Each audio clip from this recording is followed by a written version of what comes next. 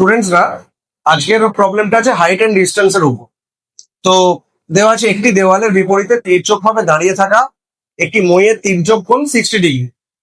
নিচের প্রান্তটি প্রাচীর থেকে 3.7 মিটার দূরত্বে অবস্থিত। মইটির দৈর্ঘ্য কত? তাহলে একটা দেওয়াল, এটা দেওয়াল তির্যক ভাবে দাঁড়িয়ে আছে, একটি মইয়ের তির্যক কোণ মানে এটা যেরকম নিতে পারে, এইটা তির্যক কোণ ধরে নিলাম 60 ডিগ্রি। আর নিচের প্রান্তটি, এই যে নিচের প্রান্তটি প্রাচীর থেকে, এটা যদি প্রাচীর হয়, প্রাচীর মানে দেওয়াল, এটা তো হচ্ছে দেওয়াল, আর এটা হচ্ছে মইটা তির্যক হয়ে দাঁড়িয়ে আছে। এই মইয়ের নিচেটা থেকে এই দেওয়াল অব্দি দূরত্ব হচ্ছে 3.7 মিটার। তো আমাকে চাইছে মইটির দৈর্ঘ্য, মানে এইটা চেয়েছে, এই জায়গাটা চাইছে। তাহলে 60 ডিগ্রি, মানে মইটা কি, এখানে এইটা হচ্ছে 90 ডিগ্রি, তো এইটা একটা লম্ব, এইটা ভূমি, আর এইটা 90 ডিগ্রির উল্টোটা হচ্ছে অতিভুজ।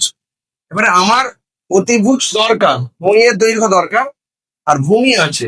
তাহলে ভূমি আর অতিভুজ নিয়ে কোন সূত্রটা হয় সেটা ভাবতে হবে।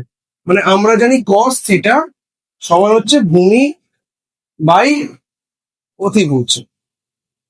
তাহলে এখানে থিটার মান 60 ডিগ্রি, তাহলে cos 60 ডিগ্রি সমান হচ্ছে ভূমি কত 3.7, আর অতিভুজটাই আমাকে বের করতে হবে। এই অতিভুজটাই হচ্ছে এই মইটা দৈর্ঘ্য।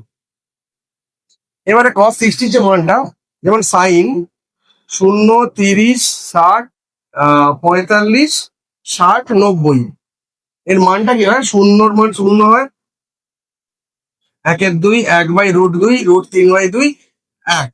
কসের যে মানটা, cos থিটার যে মানটা, এইটা উল্টে আসে, মানে 1, √3/2, 1/√2, 1/2, 0।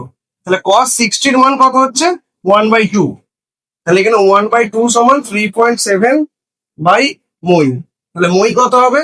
কোনাকুনি যদি গুণ হয়, 3.7 ইন্টু 2, 7.4 মিটার। That's all.